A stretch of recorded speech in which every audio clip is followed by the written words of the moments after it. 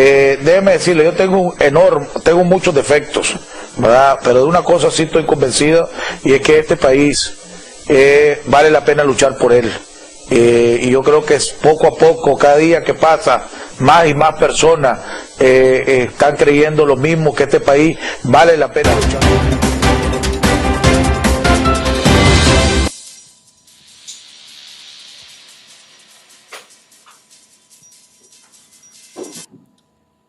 Go. Bueno, pues gracias, amigos televidentes, por permitirnos llegar hasta sus hogares nuevamente.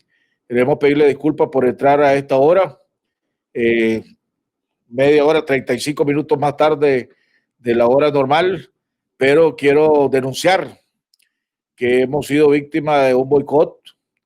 De una manera, no sabemos cómo, nos estamos bloqueados de nuestra página de Facebook, y estábamos bloqueados de nuestra página de Facebook y nuestra página de YouTube.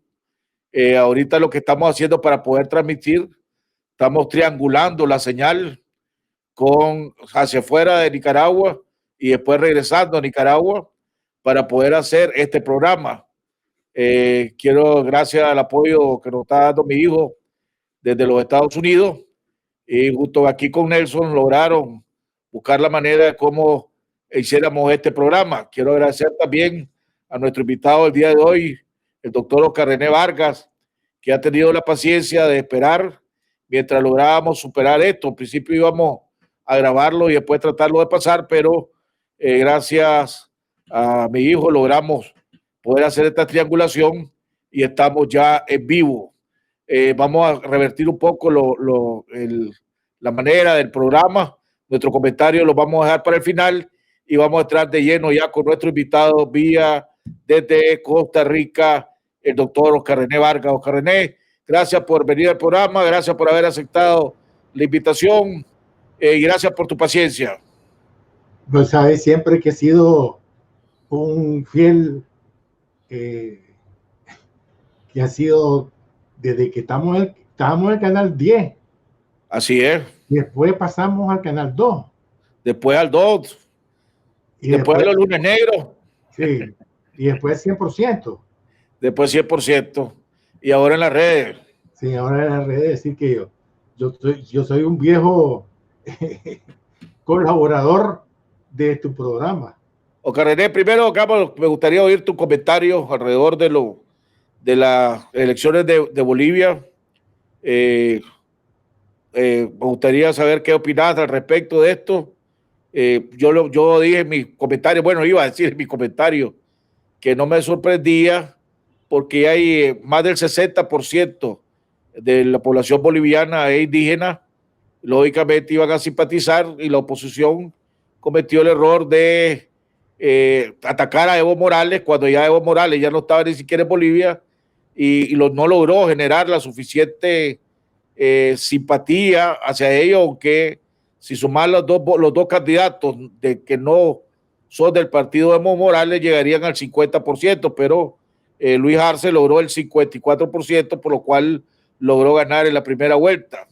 Tu comentario alrededor de eso y qué impacto podrá tener en Nicaragua, en el modo de pensar de Ortega, conociendo la manera que vos conocés a Ortega, y qué impacto podrá tener en la OEA. Mira, en primer lugar, la elección fue 52.4% a favor del señor Arce, del candidato del MAS. ¿Cuáles son las cosas que yo veo? Uno, no era Evo Morales el candidato, había un nuevo candidato. Y el error de la oposición era centrar su campaña en contra de Evo Morales. Es decir, que Arce no tenía nada que ver. Segundo punto, Arce centró su campaña en plantear los problemas más importantes para la población. Es decir, el problema de la pobreza, el problema de la reactivación económica, etc. Es decir, la gente se sintió representado o fue asumido por esta propuesta. No fue una campaña confrontativa de su parte, Y la tercera cosa que yo veo es los errores del gobierno de la señora Añez. Es decir, que el gobierno que de octubre del año pasado a octubre de ahora cometió muchos errores y que eso también lo pagaron los otros candidatos. Ese es y el cuarto elemento es la falta de unidad al interior de los que no son del MAS. Ahora, no importaba, fíjate que si la unidad se formaba porque el señor Arce ganó más del 50%. Y eso fue una victoria importante. ¿Cuál era la lección que yo saco de la elección es decir, del escrutinio en Bolivia para Nicaragua? En primer lugar, la necesidad de tener un programa que responda a las necesidades de la población. Si vos te das cuenta, y como vos le das seguimiento a todo esto, no hay una propuesta concreta para la población. Y voy a ponerte dos ejemplos sencillos que me van a entender. Uno es el tema de la juventud. Oficialmente, cada año se incorpora al mercado de trabajo 100,000 jóvenes. Estos jóvenes entran al mercado del trabajo con la esperanza de conseguir algún puesto. En los 3 años, es decir, 2018, 2019 y 2020, se han incorporado al mercado del trabajo 300,000 jóvenes. Pero en esos 3 años, lo que ha pasado es que no ha habido que el mercado de trabajo no lo ha podido absorber a los 300,000, sino más bien el mercado de trabajo ha expulsado de los trabajos a más alrededor de 500,000 personas. Entonces estos jóvenes están sin propuesta por parte de la oposición de cuál es la propuesta de la oposición para resolver este problema de los jóvenes. Segundo elemento importante es que en estos 3 años se han bachillerado aproximadamente 250,000 jóvenes que no han podido ingresar a las universidades. Ese es el otro problema, ¿ya? Que no hay jóvenes, no hay solución para la problemática. Y el tercer elemento es que estos jóvenes, es decir, el 70%, fíjate bien, 70% de la población que va a votar son tienen menos de 30 años. Estamos hablando que los jóvenes que no tienen trabajo, que no pueden entrar a las universidades, no tienen ninguna propuesta por parte de la oposición para decir que, bueno, el eje principal de la oposición es luchar por la juventud. Si la juventud es la que dio, digamos, la fuerza más importante en la lucha de abril del 18. Es decir, la oposición no tiene ninguna propuesta para esta juventud. Y entonces, ¿cómo va la juventud a creer en esta oposición?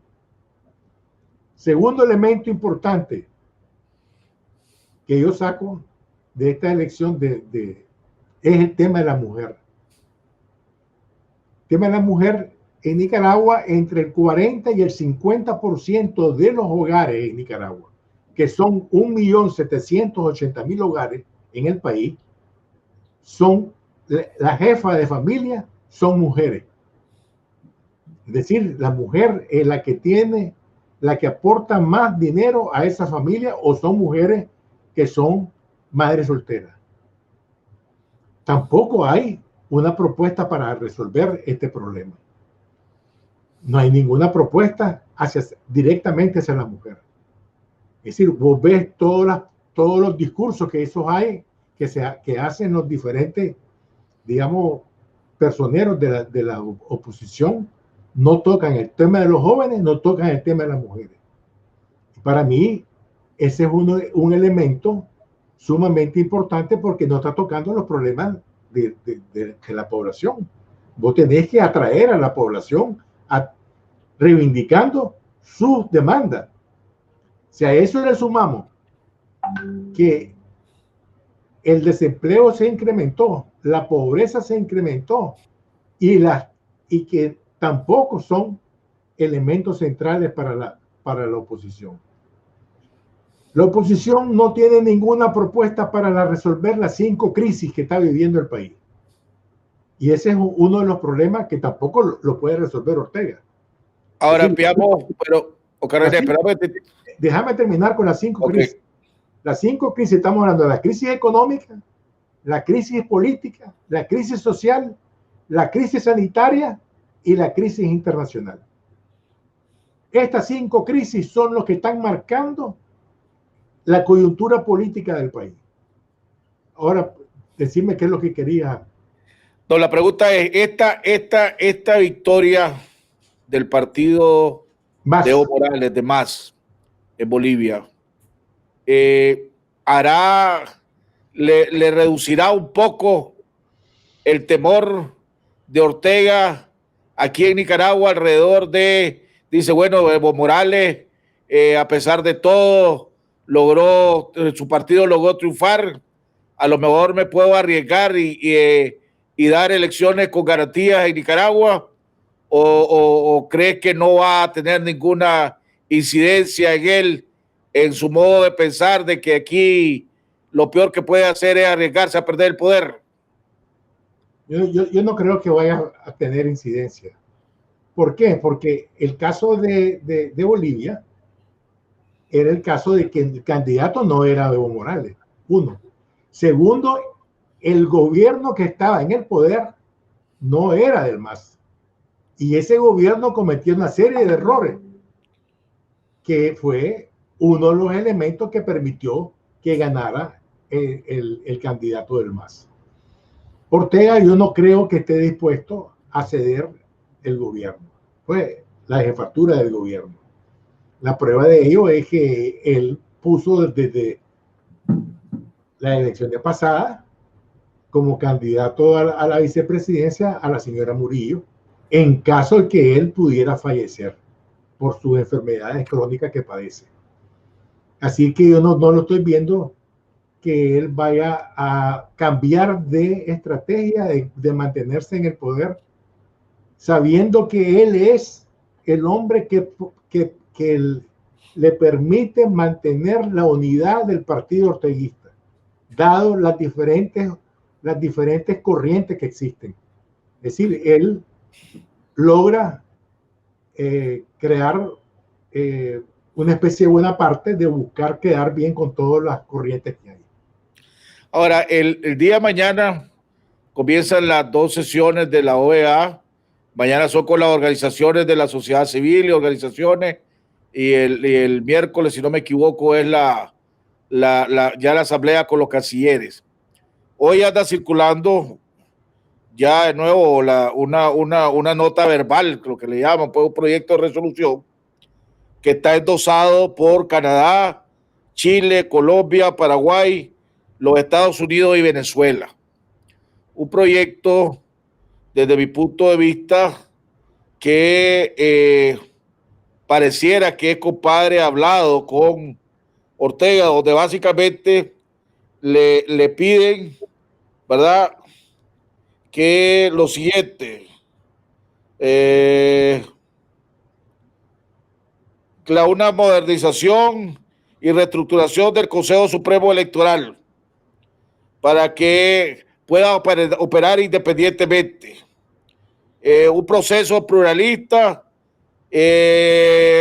para que se permita con los derechos de libertad y los derechos civiles para todo el mundo, una revisión de un grupo de técnicos independientes para ver el sistema de registración de votos y el padrón, que se permita la observación internacional, que se permita la manera transparente para poder registrar y la distribución de los carnets para poder de los fiscales.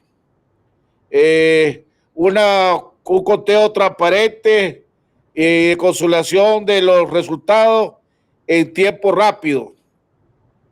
Y un proceso transparente para el caso de queja o queja sobre el proceso electoral. Y que le dan a Ortega hasta no más tardar de finales de mayo del 21 para hacer todo esto y que se respeten los acuerdos firmados en marzo y la libertad de los presos políticos, etcétera, el desarme de los parapolicías, etcétera. Lo que me llama la atención es que en ningún momento este proyecto discute la posibilidad de declararlo ilegítimo. Y en segundo lugar, le da hasta finales de mayo del 21, que coincide con el decreto que sacó el Consejo Supremo Electoral hace meses, donde le daba a los partidos políticos hasta junio, o sea, hasta finales de mayo, para presentar o terminar de presentar o llenar los requisitos para una nueva personería jurídica y para inscribir candidatos, ¿verdad? Entonces, esta coincidencia es casualidad o algo que yo he venido diciendo, sospechando y que hemos analizado y platicado en el programa en otras ocasiones. ¿Hay alguna negociación debajo de la mesa en la cual nosotros no nos estamos dando cuenta? Bueno, yo creo que sí que hay una negociación. Porque no ha querido, no se quiere, fíjate bien, no se quiere comprometer a Ortega a fechas de compromiso. Es decir, vamos a poner un ejemplo. Para mayo van a soltar a los presos políticos.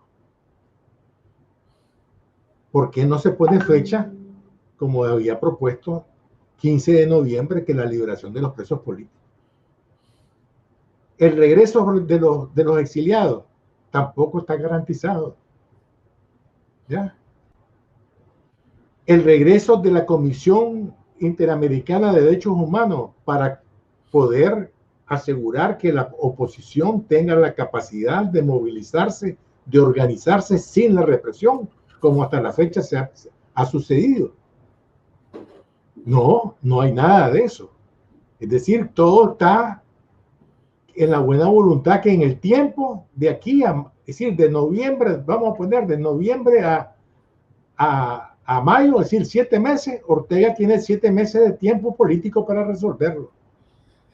Ahora, esta negociación que a lo mejor se está dando, que supuestamente tenemos la sospecha que se está dando, es una negociación a 3 bandas, o sea, la comunidad internacional, Ortega y cierto sector de la oposición de este país, porque si vemos las dos últimas cartas que salieron en las últimas 48 horas, tanto de la coalición nacional como de la alianza cívica, te voy a oír los puntos que al final, los puntos que exige la coalición: que condene al régimen por violaciones de los derechos humanos demostrados irrefutablemente por la CIDH, demanda el cese de la represión de inmediato, que ponga plazos al régimen para la liberación de presos políticos y el cumplimiento de los acuerdos firmados en marzo de 2019 para el desarme de los paramilitares y para que las libertades constitucionales sean restituidas. ¿Ah? Y después le pone, continúa, y demanda el retorno de los exiliados con el acompañamiento de la CIDH para garantizar su seguridad. Confiamos plenamente en la Asamblea General de la OEA, etcétera, etcétera. Pero ahí no le exigen una fecha tope, no le exige la liberación inmediata de los presos políticos, sino le dice que lo deja a la discreción de ellos para cuándo se deben de liberar los presos políticos. La Carta de la Alianza Cívica todavía es más floja, porque la Carta de la Alianza Cívica no le habla nada de condiciones ni de ponerle plazo a Ortega. Lo único que dice es darle prioridad a la libertad de los presos políticos, nada más. Y entonces me llama la atención que antes de venir al programa El día de hoy, Juan Sebastián Chamorro dio unas declaraciones diciendo que era importante ir a un diálogo nacional. Así es, ¿verdad?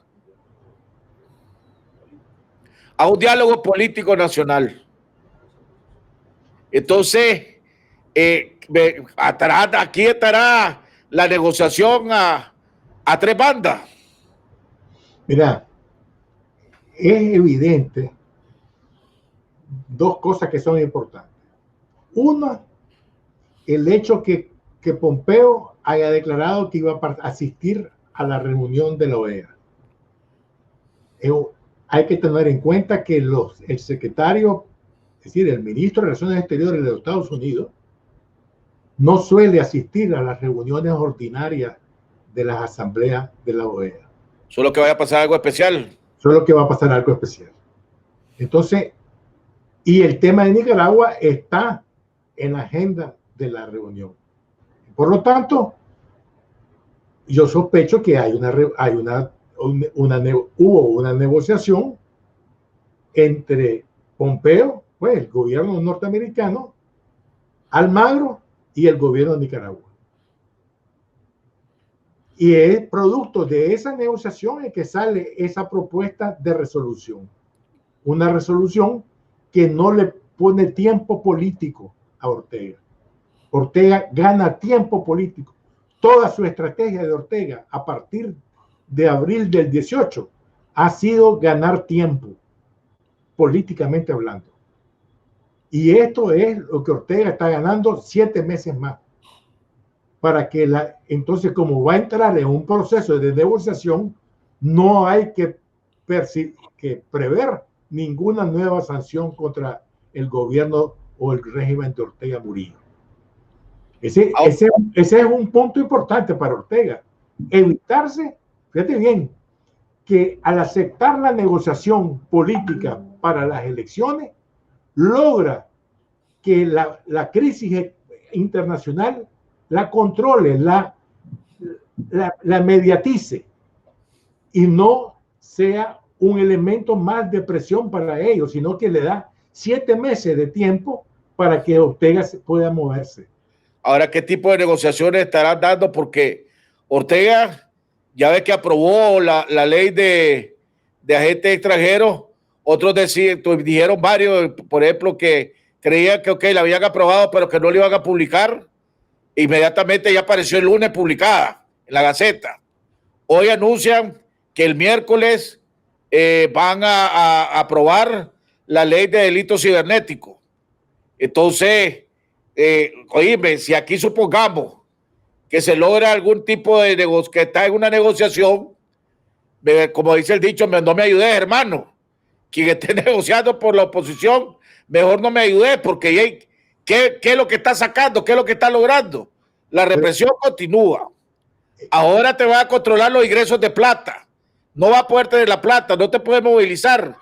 Y de aquí a mayo que vengan y digan que va a haber que van a haber elecciones con observaciones nacionales e internacionales, ¿y para qué te sirve? Mira, Ortega, mi lectura, si hay negociación de por medio, mi lectura es de que estas leyes son para fichas para negociar.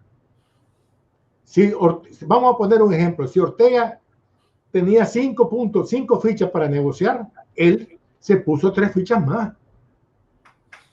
Y esa es la ficha que va a negociar, porque esto significa que la resolución que vos leíste de la OEA, de la propuesta de la OEA, es el inicio de un proceso de negociación, no es la finalidad.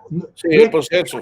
No es que ya finiquitó, sino es que se inicia el proceso de negociación. Y que tiene que terminar para mayo.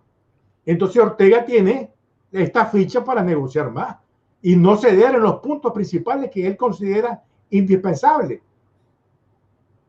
¿Ya? Entonces, yo lo veo como parte de este escenario que se está abriendo en la negociación futura.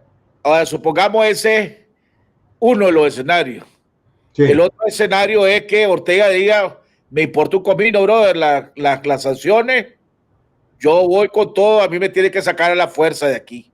Y con una oposición que cada día tiene menos credibilidad, ¿verdad? Que ellos mismos se dan con los dientes de la puerta. Y ahora, podría interpretarse que dice Ortega, bueno, ya un escenario que me convenía que ganara Evo Morales en Bolivia, ya lo logré. 2, logré impedir que hagan los votos en la OEA que me desconocieran. Porque usando las mismas palabras que dijo Almagro hace una semana, dijo a Ortega una de las cosas que le preocupa es la legitimidad, usando palabras de Almagro. Y si una de las cosas que según Almagro le preocupa, y ni siquiera está poniendo en la mesa la posibilidad de declararlo ilegítimo, para Ortega debe decir, logré otra. Y entonces dice, ok, voy a esperar ahora las elecciones del 4 de noviembre a ver si gana Biden. Y si gana Biden, esa es otra posibilidad de estar en mejores condiciones. Y mientras tanto, si apruebo las leyes, las sigo aplicando y el peor de los casos las tengo para negociar. Ese es el otro escenario. Yo estoy totalmente de acuerdo con vos, que ese es el otro escenario. Y sobre todo que él sabe que si gana Biden, el tiempo político se le alarga a él, porque el cambio de administración le da tiempo, porque no van a continuar con la misma lógica. Van a buscar, posiblemente van a mantener la visión bipartidista, pero no son los mismos actores. No es el mismo carácter. Sí, no son los mismos actores y por lo tanto cambia siempre. Ahora, por otro lado, vemos, Carrené, que la coalición nacional no logra despegar, ¿verdad? Por más que quiera, no logra despegar. Llega a los departamentos cuando logra salir, cuando llega, y nadie le para bola en las reuniones, más que la policía, la misma policía. La Alianza Cívica sigue jugando el avestruz, con la cabeza debajo de la tierra, esperando que se resuelvan los problemas, ni se sale de la coalición ni participa en la coalición. Aunque supuestamente después de la reunión de la OEA iban a tomar una decisión, pero he oído a Juan Sebastián Chamorro más o menos diciendo lo contrario, pues que no se van a salir, que se van a quedar, que van a ver qué hacen.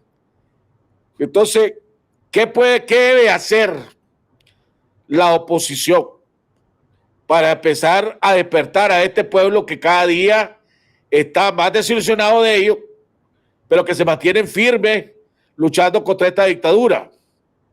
El pueblo. Sí, yo creo que la visita que hacen la coalición a los diferentes departamentos es bueno, independientemente que no sean lo exitoso que uno desearía. Yo creo que es un buen inicio. El otro problema es que yo creo que no escala a una mayor altura el hecho de que no tienen un programa, porque ¿cuál es el programa que tienen? Bueno, te puse el ejemplo de los jóvenes, dirigido a ese sector social que es vital para reactivar la lucha política y para asegurarse una fracción importante del electorado. No hay ninguna propuesta. Los problemas de los jóvenes no están en la agenda. Pero ¿cómo se puede poner de acuerdo en un plan? Yo creo que ese es el problema, un plan de gobierno, cuando vos en esa unidad que se quieren hacer, vos tenés gente que es antisector privado y gente que es pro sector privado. Tenés gente que es antiaborto y gente que es pro aborto. Es que vos vas a tocar los puntos, no vas a tocar los puntos conflictivos, vas a tocar los puntos que es de consenso. Es decir, el punto de consenso por reivindicando a los jóvenes, todo el mundo va a estar de acuerdo. Ya, reivindicando el tema de los derechos humanos, también todo el mundo va a estar de acuerdo. Reivindicando el tema de la mujer, también todo el mundo va a estar de acuerdo. Es decir, vos vas a tocar los puntos importantes que la gente, la población, sabe que son los problemas para ellos. Y los problemas para ellos son también el problema del empleo, el problema de la canasta básica, porque aquí ahorita uno de los problemas que se nos viene encima y que nadie quiere hablar de ello es que va a haber hambre en este país. Sí. ¿Verdad? ¿Por qué va a haber hambre? Porque no hay la capacidad para comprar la canasta básica alimentaria. Y con los datos oficiales, es decir, la canasta básica alimentaria, es decir, es de $15,000, perdón, 15,000 córdobas mensuales. ¿Y sabes cuánto es el salario oficial de los empleados públicos? 5,600 córdobas. Es decir, un tercio pueden comprar de la canasta básica. Es decir, esos son los problemas reales. Y esos son los problemas que debiera estar manejando la oposición. Y ahí nadie puede decir que no están de acuerdo, porque son los puntos son los datos oficiales del país. Entonces yo creo que se puede poner 10 puntos, un programa de 10 puntos básicos, explicar por qué en los puntos en que estén de acuerdo. Los puntos que no hay acuerdo, no hay consenso, se dejan aparte. Porque ese no es el problema para resolverlo. Pero acuérdate que va a llevar diputados a la Asamblea Nacional que van a tener que llevar una agenda en común, si no se vuelve como pasó con doña Violeta, pues que doña Violeta no había ni siquiera asumido el poder cuando ya la uno se había dividido en 3, 4 bancadas. Sí, pero ese es el programa mínimo que hay que elaborar. Ese es el programa mínimo que hay que elaborar. Ahora decía... Es decir, el país está frente a 5 crisis. ¿Qué hacemos? Es decir, vamos a poner un ejemplo. El gobierno declara que solamente ha habido 154 personas fallecidas por el COVID-19. 154. Y hay pruebas suficientes que hay más de 6,000 fallecidos relacionados con el COVID-19. Entonces, ese es un punto que es real. Ahora, el problema también que hay, Oscar René, es la falta de credibilidad de estos liderazgos. O sea, ¿cómo se ganan la credibilidad estos liderazgos cuando la gente ha comprobado bastante hipocresía, bastante mentira en algunos? Otros, pues ya con un historial inclusive mucho más larga y más negra que otros, ¿verdad? Y lo tercero, ya hemos visto, y lo ha dicho los misma gente de adentro, que aquí los que se creen presidenciables han antepuesto sus intereses personales y sus ambiciones personales a los intereses de la comunidad o del pueblo, pongámosle.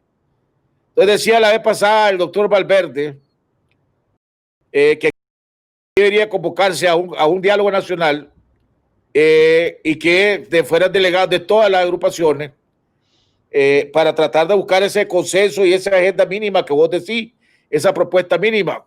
Entonces le agregaba yo que supongamos que ese es uno de los mecanismos, tal vez para solucionar el principal obstáculo que hay ahorita, que es las visiones personales. Todo aquel que sea delegado a ese diálogo tiene que firmar que no va a pedir ningún cargo de elección popular. A lo mejor así se curan en salud antes de que piensen hacerla, porque es que la toma de decisiones, pues porque aquí siempre lo que está viendo es que cada uno está jalando agua para su molino. ¿Será ese una de las condiciones tal vez que pudiera facilitar esto?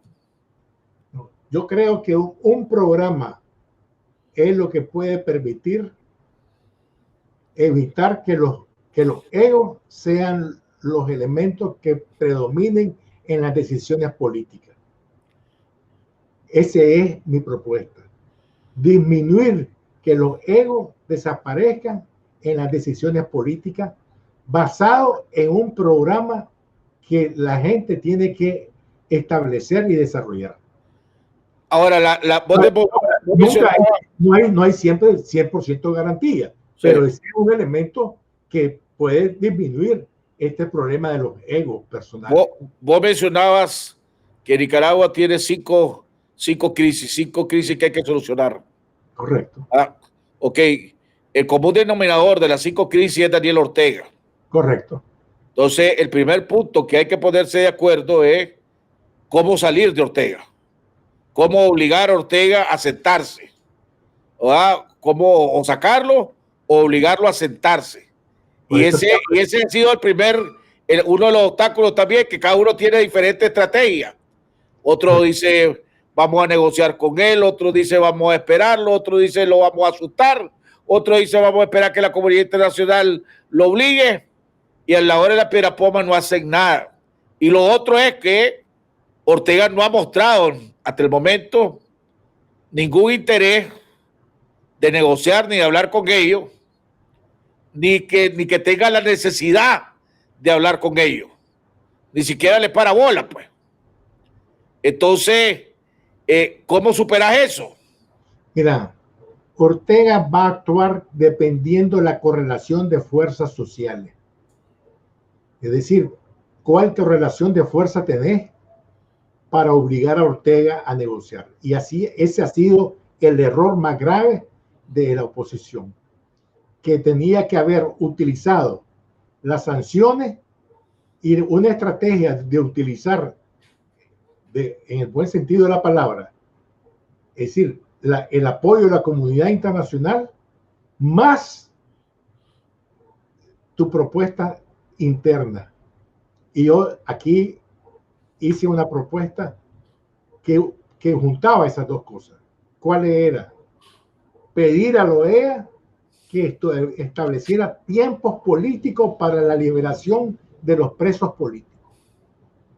Pedir a la OEA que estableciera en esa resolución el tiempo para el regreso de las organizaciones de derechos humanos como la CIDH o las Naciones Unidas. Pedir un tiempo político para que estas organizaciones de los derechos humanos garantizaran el regreso de los exiliados políticos. Y solamente el regreso de los exiliados políticos es lo que podía cambiar la correlación de fuerza a favor del movimiento social del país. Imagínate vos que se habla que hay 100,000 exiliados. Supongamos que sean 80,000 y que solamente regresen 40,000 porque los otros 40,000 no quieren regresar. Cambia la correlación de fuerza en el país porque son líderes naturales de los barrios, de las comarcas, de los departamentos, de los municipios, etc. Pero eso necesitaba tener una estrategia que no la han tenido. Y yo le propuse hace ya más de 15 días esa propuesta para que cambiar la correlación de fuerza. Pero no, como no ven de esa manera la política, la ven más que todo de prebendaria o de egos personales, entonces no se avanza. Y ese es el problema fundamental. Entonces Ortega ve que su mayor aliado es la posición pendular que hay en la oposición. La oposición dice una cosa un día, al día siguiente dice otra cosa. Entonces Ortega no se mueve, no tiene por qué. Es decir, vamos a ver cuál es la campaña de la oposición para la liberación de los presos políticos. No hay. Por eso, solamente las madres y los presos políticos, expresos políticos. Que por cierto, en la parte de atrás del set que ustedes estaban viendo, amigos televidentes, esos son todos los nombres de los presos políticos.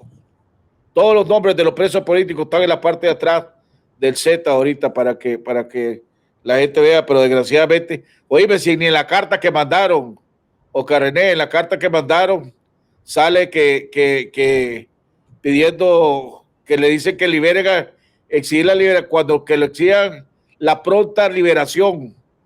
O sea, cuando crean oportuno, ni siquiera la liberación inmediata de los presos políticos. Ahora, la integración, ¿verdad? Que la cosa está rara por todos lados. Cuando permite la integración de Rusia y China y Cuba en la Comisión Internacional de Derechos Humanos de las Naciones Unidas.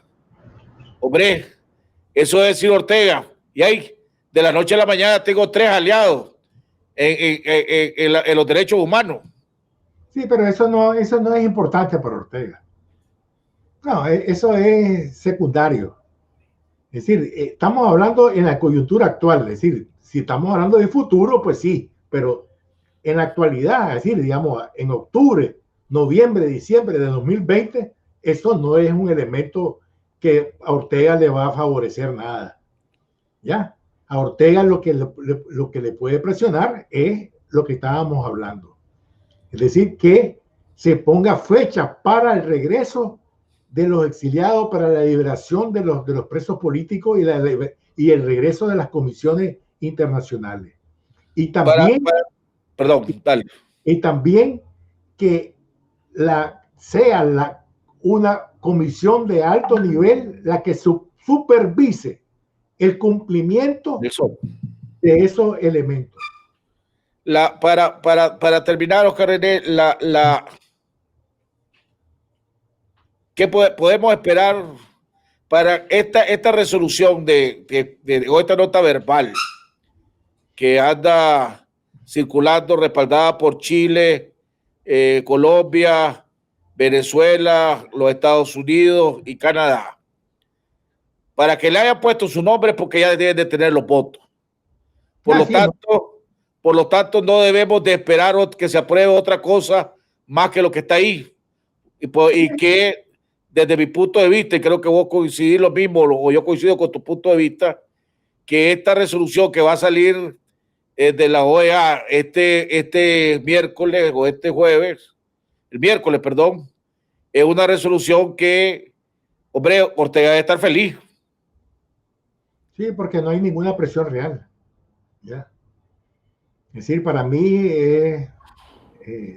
si vos no le pones tiempo político a Ortega gana tiempo. Sí, porque, y además el tiempo político que le pusieron es mayo del 2021. Por eso. Acordate lo siguiente. En marzo del 2019 le pusieron el tiempo político a Ortega de liberar a los presos políticos en junio. Le dieron ¿cuántos meses? Como 5 meses para que liberaran a los presos políticos. Busca ganar tiempo nada más. ¿Cuál creemos que debe ser la reacción de la oposición el día que salga esta resolución aprobada? ¿Rechazo total? ¿Hacerse los babosos? ¿Cuál cree que va a ser o cuál cree que debe de ser? ¿Rechazarla? No, va a haber diferentes expresiones. No, estoy claro que va a haber diferentes, pero según desde tu punto de vista, ¿cuál es la que más conviene? Bueno, la que más conviene es presionar para que cambie esa resolución. Después de esto, una vez que cuándo se volverá a unir la OEA, cuándo volverá a pasar. Si con estas leyes que está aprobando, con lo que está haciendo, no ha logrado, no está sacando una resolución contundente, donde le dé con un ultimátum fuerte, ¿verdad? Hombre, estamos jodidos. Es que mira, en la rama diplomática no existen los ultimátums. Lo que existen es proponerles, decirle para el 15 de noviembre suelte a todos los presos políticos. ¿Ya? Es una manera de decir un ultimátum sin utilizar la palabra. ¿Comentarios finales, Oscar René? Bueno, que espero que puedas recuperar la señal normal que has tenido, porque yo veo que ha habido problemas, pues. Pero lo hicimos, estamos en vivo en nuestra página, gracias a la tripulación. Sí, por más que quisieron boicotearnos, no pudieron. Pero mi deseo es que recupere el espacio, pues. Ese es mi deseo. Muchísimas gracias, Oscar René. Nuevamente, gracias por tus comentarios, por tus acertadas opiniones y análisis, y sobre todo por la paciencia que has tenido el día de hoy, que además, como vos decís, ya ha sido parte de este programa desde el Canal 10, Canal 2, 100% Noticias. Muchísimas gracias. Bueno, espero que estés bien. Gracias. Bueno, amigos televidentes, no sabemos si podemos ir a No podemos, estamos todavía en la triangulación, no nos permite ir al corte comercial. Quiero de nuevo denunciar que fuimos parte de un boicot, no pudimos entrar a nuestra página de Facebook ni a nuestra página de YouTube. Aquí tuvimos que ingeniárnosla y agradezco a mi hijo que esta señal está siendo triangulada desde los estados, aquí de los Estados Unidos para Nicaragua de regreso, y es la única manera que pudimos transmitir vía Facebook, y va a ser también transmitido más tarde, lo van a poder ver el reprise en Facebook y en YouTube, ¿verdad? Ahí sí va a incluir ya el corte comercial para el patrocinador que tenemos. Pero esto no nos va a detener, no va a detener a mi equipo, no va a detener a mi hijo, no me va a detener a mí. Nosotros vamos a seguir luchando por este país. Siempre hemos creído que vale la pena luchar, y que esto significa que cada día tenemos más loco a esta dictadura. Que Dios los bendiga y nos vemos mañana en otro programa aquí en Jaime Arellano en La Nación, ya sea de la manera normal o de la manera triangulada. Muchísimas gracias.